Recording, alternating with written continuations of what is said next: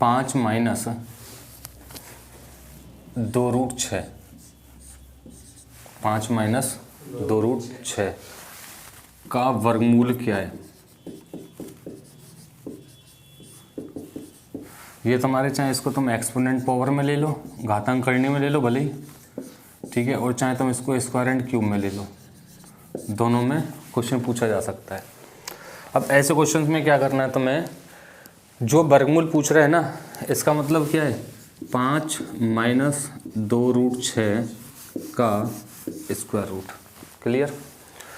तो यहाँ पे ये डेफिनेटली 101% या तो a प्लस बी का होल स्क्वायर बनेगा या फिर बनेगा a माइनस बी का होल स्क्वायर। क्यों?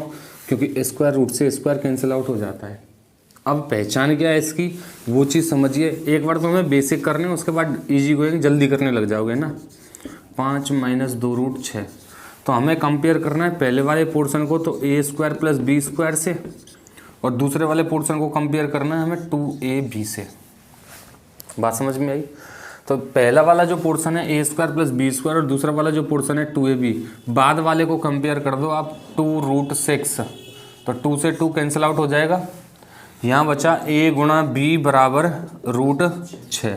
अब ये गुणा के रूप में इसको दो तरीके से तोड़ सकते हो तुम, या तो √6 गुणा 1 बन सकता है, या फिर बनेगा √3 गुणा √2। अब पहली वाली वैल्यू को a मानते हो तो दूसरी वाली वैल्यू कौन सी होगी, b। तो हमें ये a square plus B square के फॉर्म में लेके आना है। तो पहला वाला ऑप्शन चेक करूं मैं, √6 का स्क्वायर प्लस 1 का स्क्वायर 5 आ जाएगा क्या? √6 का स्क्वायर 6, 1 का स्क्वायर 1, 6 और 1 कितना बनेगा 7, 5 थोड़ी आ जाएगा। दूसरा वाला ऑप्शन चेक किया, √3 का स्क्वायर कितना होगा 3, और √2 का स्क्वायर कितना होगा 2, और 3 और 2 कितना हो जाएगा 5। इसका मतलब ये वाला पैटर्न सही है। तो इस संख्या को मैं लिख दूंगा अंडर रूट, √3 √2, बीच में चिन्ह का है, तो ये √3 माइनस √2 का होल स्क्वायर बन जाएगा। तो स्क्वायर रूट से स्क्वायर खत्म, तो इसका उत्तर आ जाएगा √3 माइनस √2। समझ में आई बात? नोट करो इसको फटाफट।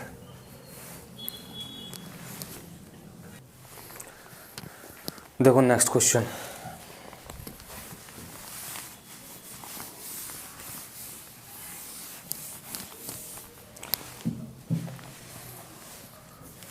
उन्नीस माइनस 8√3 का वर्गमूल क्या है। तो प्रोसेस वही बनेगा, 19 माइनस 8√3 का स्क्वायर रूट, यही है। अब ये किससे कंपेयर करोगे, पहला वाला पोर्शन तो हो जाएगा तुम्हारा a square plus B square से, ये वाला a square plus B square से, और ये वाला 2ab से। तो 2ab बराबर कितना हो जाएगा 8√3, 2 से कितनी बार कट गया, तो ab बराबर 4√3 बना। तो a गुणा b बराबर 4 गुणा √3 तोड़ सकता हूँ, टूटने को ये 4√3 गुणा 1 भी टूट सकता है, लेकिन यहाँ देखो कितना है ये 19। तो भैया a की वैल्यू अगर मैं 4 लेता हूँ तो 4 का स्क्वायर 16, और b की वैल्यू अगर मैं √3 लेता हूँ तो √3 का स्क्वायर 3, 16 और 3 कितना हो जाएगा 19। ठीक है, तो यहाँ जब ये 19 हो जाएगा तो इसका मतलब हमारा जो फॉर्मेट है वो ये वाला सही है। तो a की वैल्यू कितनी है 4, b की वैल्यू कितनी है √3, बीच में चिन्ह का है माइनस का, ये होल स्क्वायर बन गया का स्क्वायर रूट, और स्क्वायर रूट से तुम्हें पता है स्क्वायर कैंसिल आउट हो जाता है, तो इसका उत्तर कितना आ जाएगा 4 माइनस √3। बात समझ में आई? अब इसको नोट करो, फिर इसके बाद बताता हूँ तुम्हें परिमेयकरण रेशनलाइजेशन क्या होता है। ठीक है, लिखिए।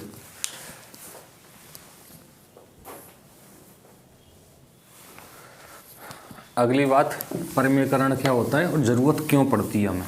देखो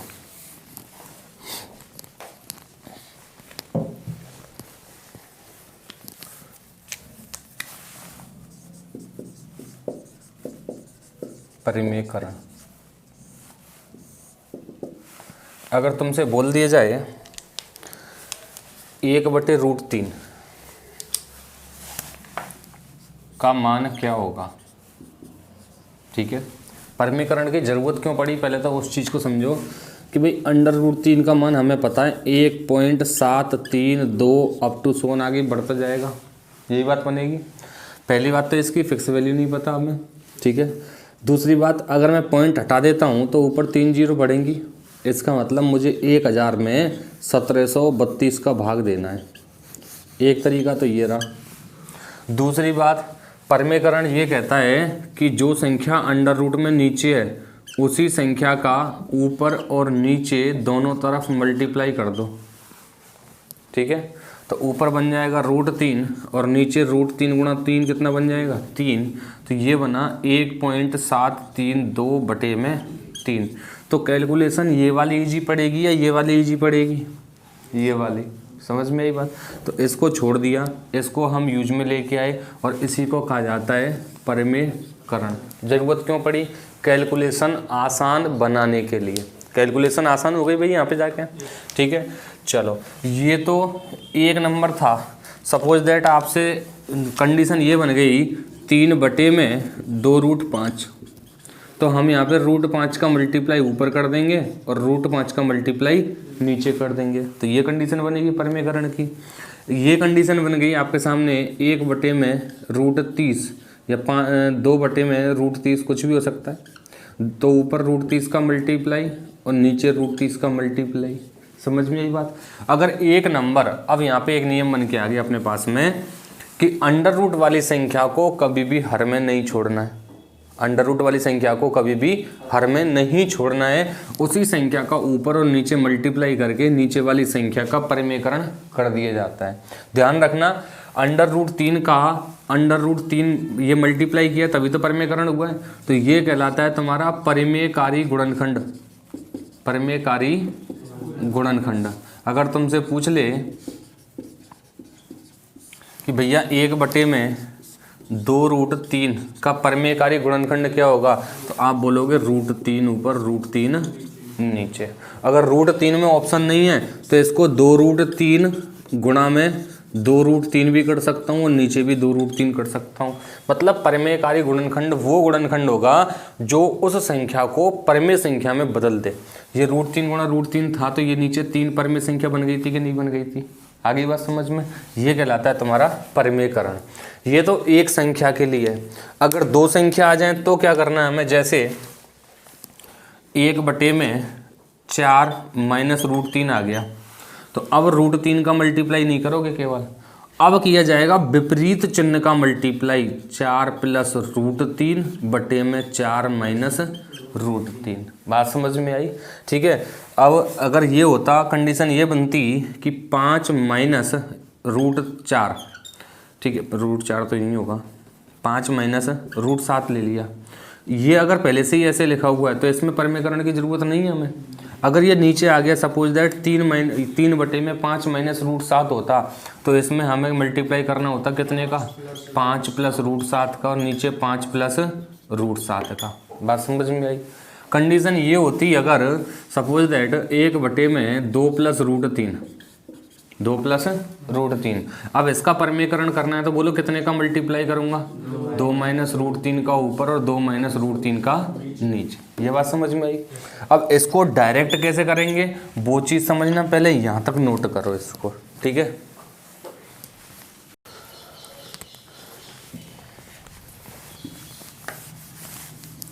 अब परमेयकरण डायरेक्ट कैसे करना है वो चीज़ हमें समझनी है, मेन मुद्दा उसका है ना। कैलकुलेशन फास्ट हो जाएगी उससे। जैसे मैं कह रहा हूँ आपको कि ये दे दिया 1/2 माइनस √3, तो इसका जब परमेयकरण किया जाएगा तो 2 + √3 का मल्टीप्लाई ऊपर होगा और 2 + √3 का मल्टीप्लाई नीचे। अभी वो माइनस रह गया था कि दोनों चिन्ह जो रहेंगे वो कैसे रहेंगे, समान रहेंगे।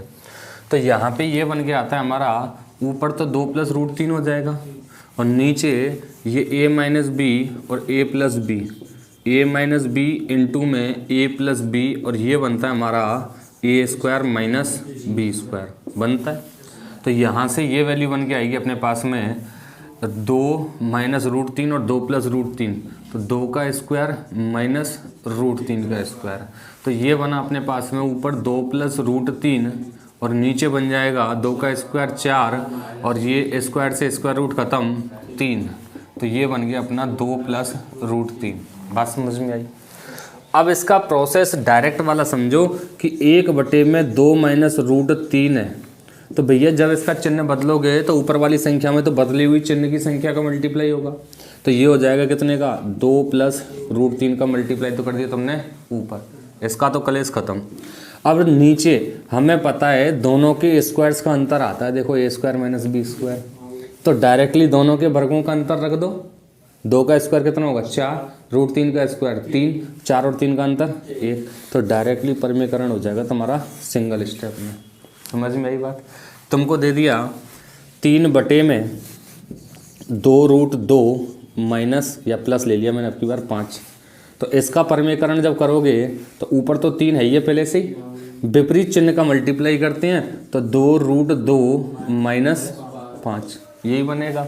बटे में दोनों के वर्गों का अंतर 2√2 का वर्ग करो, 2 का स्क्वायर 4, √2 का स्क्वायर 2, 4 दूनी 8, 5 का स्क्वायर 25, 25 और 8 का डिफरेंस कितना आएगा 2√2 का स्क्वायर कितना हुआ 8 और 5 का वर्ग कितना हुआ 25, दोनों का अंतर ही तो लिखा जाएगा, 25 और 8 का वर्ग अंतर कितना होगा 17। अब यहाँ पे एक गड़बड़ हो जाएगी तुमसे, क्या गड़बड़ होगी कि भैया 2√2 का वर्ग 8 आया और 5 का वर्ग 25 आया, 2√2 बड़ा होगा या 5 बड़ा होगा, पहले ये बताओ 2√2 बड़ा होगा या 5 बड़ा होगा, 5 बड़ा होगा, क्योंकि √2 की वैल्यू कितनी होती है 1.41, इसका जब दोगुना करूँगा तो ये लगभग 2.82 बनेगा, तो 5 बड़ा है ना। तो हमेशा याद रखना अगर प्लस में ऐसे संख्या लिखी हुई है तो बड़ी वाली संख्या हमेशा आगे आनी चाहिए, नहीं तो उत्तर जो है वो नेगेटिव चला जाएगा। तो ये बड़ी वाली संख्या आगे आ जाएगी, तो ये बनेगा 3/5 प्लस 2√2। अब ये सही तरीके से लिखी हुई है, अब जब सही तरीके से लिखी हुई है तो अब मल्टीप्लाई कर दोगे आप 5 माइनस 2√2 का और नीचे दोनों के वर्गों का अंतर 17, ये सही होगा, ये गलत हो जाएगा क्योंकि नेगेटिव चला जाएगा इसमें। बात समझ में आ गई ना। अगर आपको बोल दिया 1/√17 प्लस √18, अब ये सही लिखी हुई है क्या, नहीं लिखी क्योंकि बड़ी वाली संख्या आगे आती है, तो ये आएगा पहले 1/√18 प्लस √17 और जब विपरीत चिन्ह का मल्टीप्लाई करूँगा तो ऊपर तो हो जाएगा √18 माइनस √17 ये बनेगा, और नीचे दोनों के वर्गों का अंतर, दोनों के वर्गों का अंतर कितना आ रहा है 1, तो उत्तर कितना आ जाएगा √18 माइनस √17। क्लियर है यहाँ तक, ठीक है, नोट करो।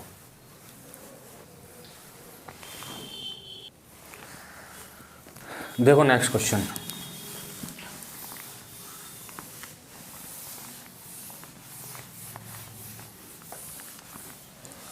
क्वेश्चन है 2 माइनस √3 बटे में 2 प्लस √3 का वर्गमूल क्या होगा, इसका वर्गमूल निकालना है तुम्हें।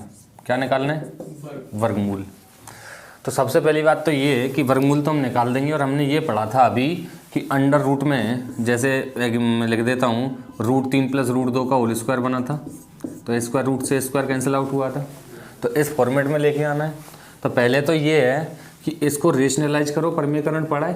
परिमेयकरण क्या कहता है कि विपरीत चिन्ह का मल्टीप्लाई ऊपर 2 माइनस √3, विपरीत चिन्ह क्या होगा माइनस, कर दिया मल्टीप्लाई, और नीचे दोनों के वर्गों का अंतर, 2 का वर्ग कितना हुआ 4 और √3 का वर्ग कितना हुआ 3, 4 और 3 का अंतर 1। अब बचा क्या, ये इसका वर्गमूल लेना है, तो ये तो होल स्क्वायर बन गया 2 माइनस √3 का स्क्वायर, बोला बना है कि नहीं। इसका स्क्वायर रूट लूँगा तो स्क्वायर रूट से स्क्वायर खत्म, तो उत्तर कितना आ जाएगा 2 माइनस √3। समझ गए। अब अगर इसको आपने क्या किया, सपोज दैट रेशनलाइजेंस 2 माइनस √3 बटे में 2 प्लस √3, इसका परिमेयकरण कर दिया तुमने। चलो परिमेयकरण करने के बाद में ये 2 माइनस √3 इंटू में 2 माइनस √3 बचेगा, नीचे क्या है दोनों के वर्गों का अंतर 1, मल्टीप्लाई कर दिया आपने 4 प्लस √3 इंटू √3 3 हो जाएगा, माइनस 4√3 यही बना। तो ये 4 और 3 7 माइनस 4√3 बना। लेकिन वो पूछ क्या रहा है, तो हमें इसका वर्गमूल लेना पड़ेगा। 7 माइनस 4√3 का जब वर्गमूल लोगे तो अब हमें ये फॉर्मेट बनाना पड़ेगा। समझ गए बात को, फॉर्मेट तो बनाना पड़ेगा। तो ये a प्लस बी और ये ए बी, तो ये 2ab बराबर हो जाएगा कितना 4√3, और ये 2 से 2 बार कट जाएगा तो a गुणा b बराबर बन जाएगा 2 गुणा √3।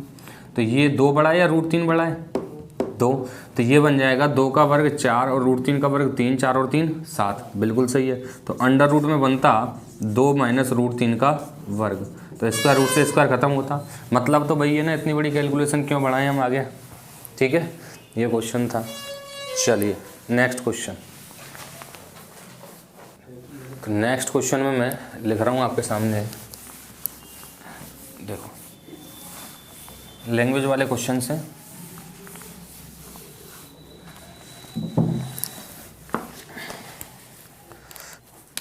हाथ की हाथ नोट करना है ना। पहला क्वेश्चन है, मुझे कुछ भिखारी मिले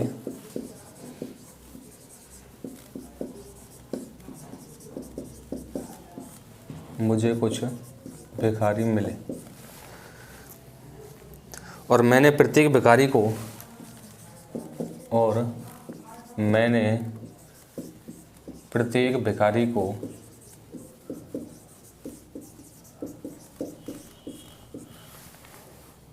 उनकी संख्या के आधे पैसे दिए।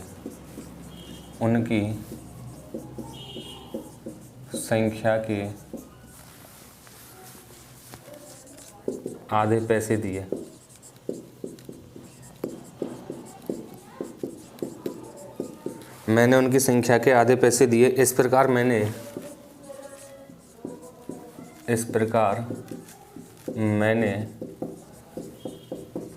14.58 रुपये दिए। तो बताओ प्रत्येक भिखारी को कितने पैसे दिए। प्रत्येक भिखारी को कितने पैसे दिए।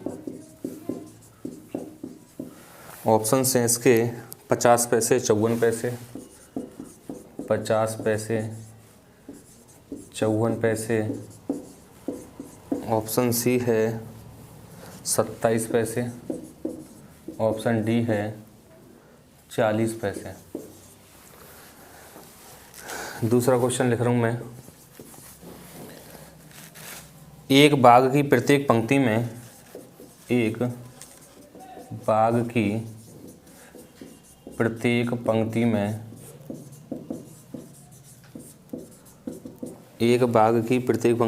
पेड़ों की संख्या उतनी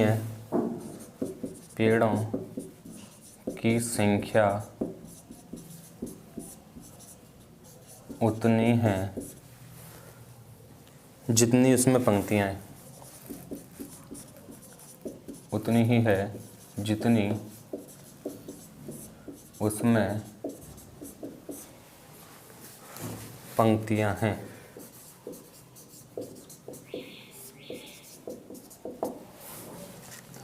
एक तूफान में 111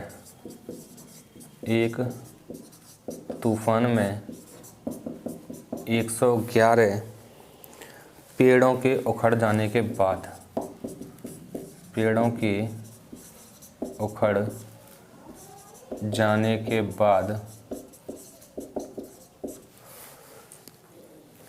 बाग में पेड़ों की संख्या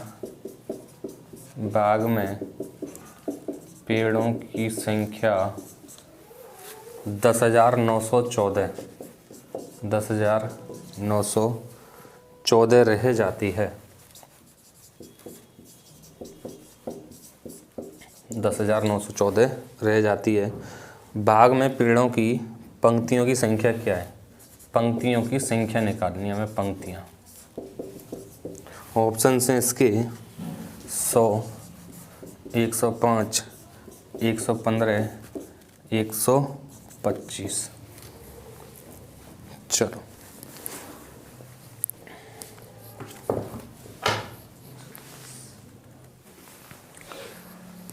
कुछ भिखारी मिले, प्रत्येक भिखारी को उनकी संख्या के आधे पैसे दिए गए। मतलब अगर बेकारी 2x है, ये क्या है बेकारी बेगर, और जो पैसे दिए हैं उनकी संख्या के आधे पैसे दिए तो x पैसे देंगे। भाई 10 बेकारी हैं तो प्रत्येक को 5 पैसे दिए जाते हैं। तो यहाँ पे 2x बेकारी हैं, x पैसे दिए गए, तो इस प्रकार 14.58 रुपये खर्च कर दिए। देखो ये तो बेकारी, ये पैसे, तो कुल बेकारियों की संख्या में पैसों की संख्या का मल्टीप्लाई करूँगा तो उत्तर भी तो पैसे में ही आएगा। और यहाँ पे जो रुपए खर्च कर रहा है, कितने खर्च कर दिए 14.58, तो 14.58 को पैसे में तो बदलोगे पहले, तो 14.58 कितने हो जाएंगे 1458 पैसे। क्लियर। अब यहाँ से ये 2 से कट जाएगा 7 बार, कितना बच गया 2 दूनी 4 और ये 2 नाम 18, तो x² बराबर 729, तो x बराबर कितना हो जाएगा भैया 27। अब ये x क्या है पैसे, वो पूछ रहा है बताओ प्रत्येक भिखारी को कितने पैसे दिए, तो प्रत्येक भिखारी को तो 27 पैसे दिए, और भिखारियों की जो संख्या थी वो 27 गुणा 2 कितनी हो जाएगी 54। मुझे 54 भिखारी मिले थे और प्रत्येक भिखारी को मैंने उनकी संख्या के आधे पैसे, तो 54 का आधा कितना हो जाएगा 27 पैसे देगा। ठीक है, क्लियर। चलो, एक बाग की प्रत्येक पंक्ति में पेड़ों की संख्या उतनी है जितनी उसमें पंक्तियां हैं, तो एक पंक्ति x, ये क्या है पंक्ति रो, और इसमें पेड़ों की संख्या उतनी है जितनी पंक्तियां हैं, तो ये क्या है ट्री, तो कुल पेड़ क्या हो जाएंगे x²। चलो कुल पेड़ हो गए x²। एक तूफान में 111 पेड़ों के उखड़ जाने के बाद बाग में पेड़ों की संख्या कितनी रह गई 10,914। इसका मतलब बाग में कुल पेड़ कितने थे 10,914 प्लस 111। इनको जोड़ दिया जाए तो 4 और 1 5, 1 और 1 2, 9 और 1 10, 1 और इधर 1, 110 25, तो x² बराबर 110 25, और वर्गमूल लेना मैंने बताया भैया 5 की जगह 5, एक अंक छोड़ दिया, 110 से पहली पूर्ण वर्ग संख्या 100, 100 का वर्गमूल 10, तो उत्तर कितना हो जाएगा 105। तो ऑप्शन राइट हो जाएगा इसमें कौन सा बी वाला, कितना हो गया 105। नेक्स्ट क्वेश्चन,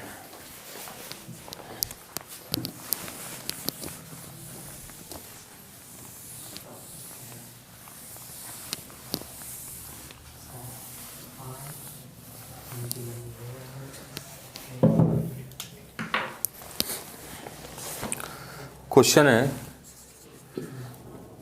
4726 सिपाही को 2 समूहों में बांटा गया, को 2 समूहों में बांटा गया। प्रत्येक समूह ठोस वर्ग में व्यवस्थित हो जाए, ताकि प्रत्येक समूह ठोस वर्ग में व्यवस्थित हो जाए। अब वर्ग जो होता है, वर्ग की चारों भुजाएं समान होती है, लंबाई और चौड़ाई समान रहेगी, इसका मतलब क्या, उतनी पंक्ति उतनी स्तंभ। यह देखा गया कि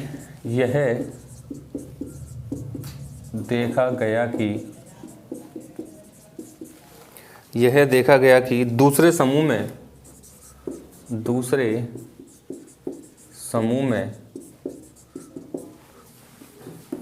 यह देखा गया कि दूसरे समूह में कुछ अतिरिक्त सिपाही हैं, कुछ अतिरिक्त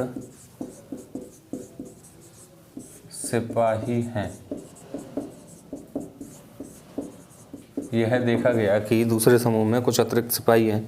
पहले समूह में पंक्तियों की संख्या, पहले समूह में पंक्तियों की संख्या 32 थी, तो दूसरे समूह में तो दूसरे समूह में अतिरिक्त सिपाहियों की न्यूनतम संख्या क्या है?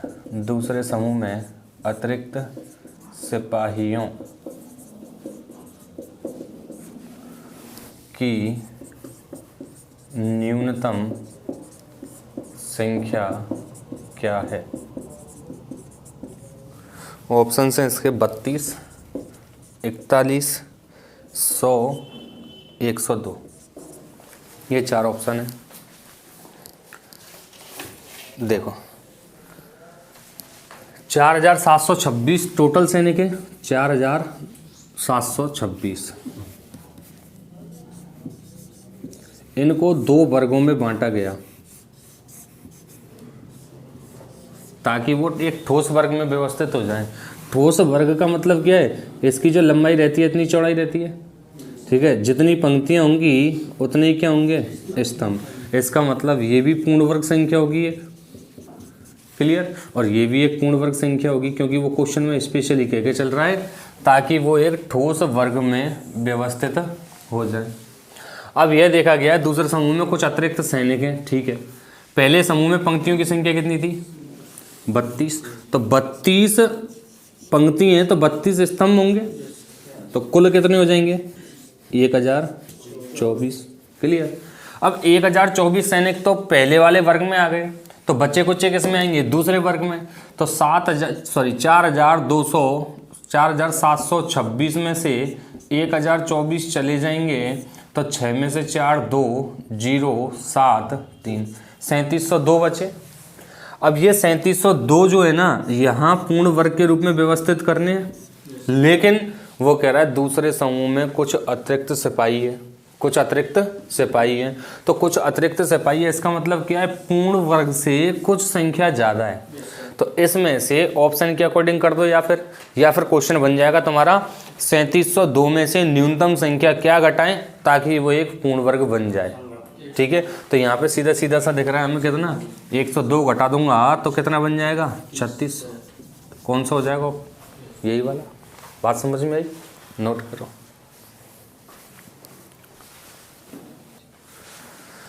और देखो क्वेश्चन अभी